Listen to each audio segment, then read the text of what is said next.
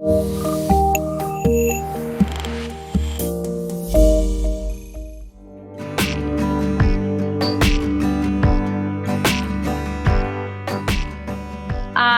storytelling in academia, I broke this down in 3 parts. So I first want to kind of give it to you and show you how this is actually, some people still think of storytelling as just as intuitive and a little bit like, maybe ephemeral world, but it's actually very data-driven, and there's a science behind it. And there's a lot of studies that have already been done, and they have been around for many, many years. And I do want to, since I am at the university, and I want to also sort of link that world, because I think it's important, since you are, master students and university students, to understand that storytelling is a very well-researched field. So, this clicker now is powerful and working at full speed. There we go. We were glitching before, I think. There we go.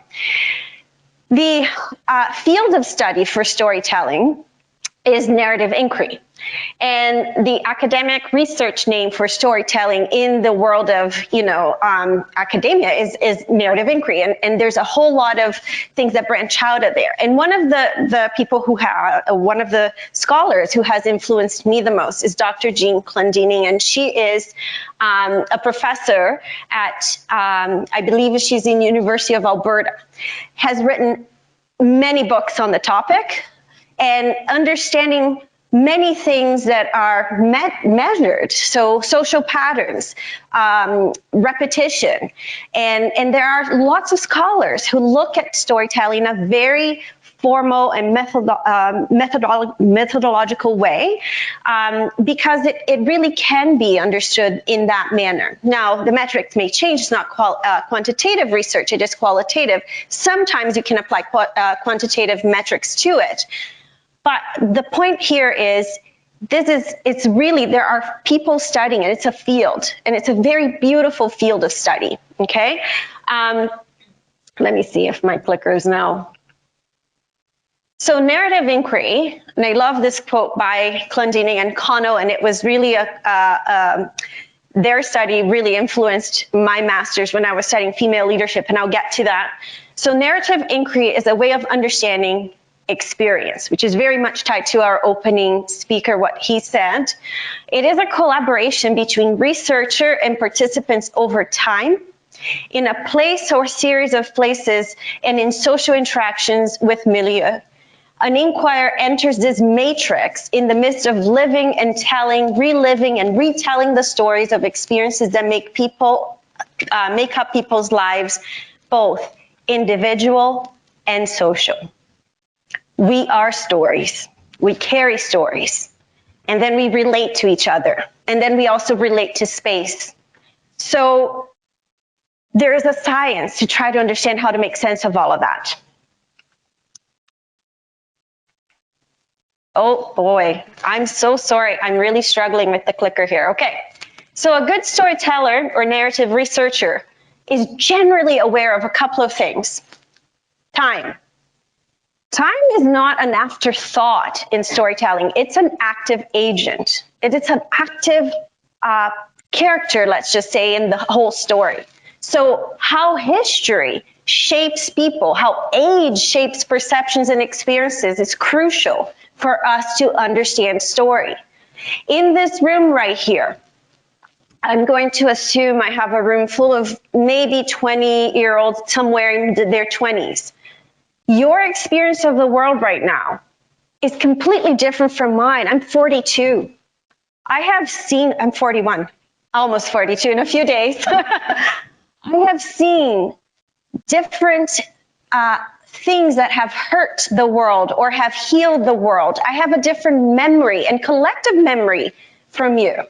So time, on an individual and collective level, there are countries who have different perception of history depending on, what you're talking about and where that person comes from. Time is of crucial understanding. We don't all experience time the same way.